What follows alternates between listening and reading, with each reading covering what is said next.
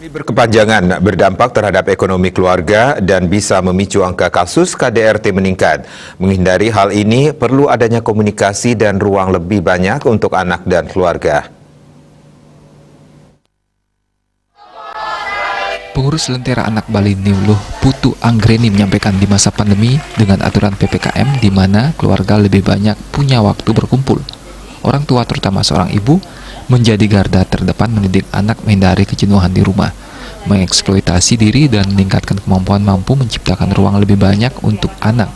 Ruang berkumpul dan komunikasi bersama keluarga ini menjadi momen merekatkan keharmonisan keluarga. Pandemi yang cukup panjang mengakibatkan terjadi pengangguran. Hal ini sangat berpengaruh pada ekonomi keluarga dan memicu KDRT berujung perceraian. Diakuinya akhir-akhir ini sering menangani pengaduan masalah KDRT akibat pandemi. Dari data yang diterima baik dari Lentera Anak Bali P2TP2 dan UPTT Kota Denpasar, kasus KDRT dan perceraian di masa pandemi menempati peringkat posisi teratas bukan hanya di Bali, namun juga secara nasional. Bahwa kasus-kasus KDRT itu di masa pandemi, dan ini ternyata tidak hanya di Bali, nasional meningkat gitu. Masih KDRT itu masih nomor 1. Bahkan kasus perceraian semakin tinggi. Perceraian di pengadilan itu tinggi sekali sekarang. Apa yang terjadi? Apakah ketika mereka berkumpul itu ternyata bukan untuk membuka ruang untuk mendekatkan diri dengan anak, dengan keluarga?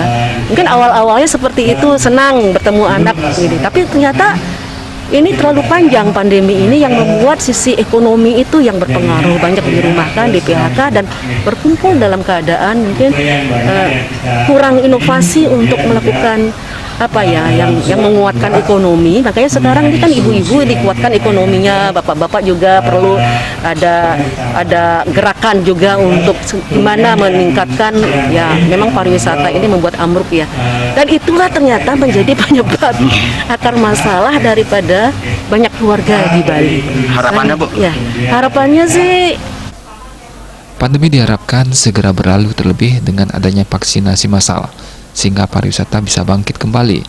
Dari pengalaman, semestinya ada sektor lain yang diperkuat, tidak terpaku pada sektor pariwisata, seperti meningkatkan pertanian atau sektor lainnya.